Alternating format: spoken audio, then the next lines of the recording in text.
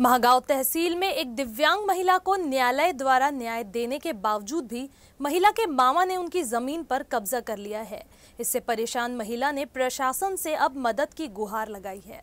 आज माझ्यावर माझे मामा अन्याय करत आहे। 2012 पासून माझी केस न्यायालयात चालू होती।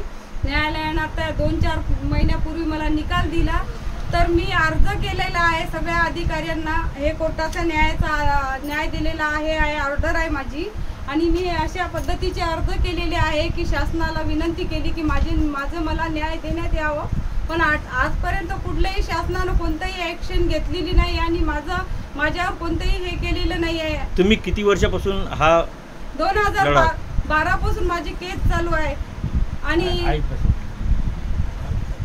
आयुक्ताकडे गेली होती। आयुक्त न्यायालयाने माझ्याकडून निर्णय दिला, कलेक्टरनी माझ्याकडून निर्णय दिला आणि दिवाणी न्यायालयाने माझ्याकडून निर्णय दिला। माझे मामा मला धमकी देते, मामभाऊ धमकी देते, तू काय करशील, आमचा पैसा आहे, आमचा पैसा काम करते, ते काय करणार आहे। कुठल्या अधिकाऱ्याने जर निकाल दिला तर म्हणते हिच्याकडे पाहून निकाल दिला म्हणते, पुढील अधिकारी माझ्याकडे पाहून निकाल देणार आहे का? त्यांना माय बहिणी नाही आहे का त्या अधिकाऱ्यांना? त्यांना आईवडील असे बोलते तर आणि कोर्टातली गेले की असे शिव्या देते, भांडणं करते। साक्षीदार नेले तर मला भांडणं केली, ती मामाने हाताला मुरगाळलं होतं आणि भांडणं केली। मी रिपोर्ट केला तर कुठलाही रिपोर्ट पोलीस स्टेशनवाल्याने ॲक्शन घेतलं नाही, सर्व दाबून टाकली हे प्रकरण। मी करायचं काय? मी दिव्यांग महिला आहे, माझ्यावर अत्याचार करत आहे।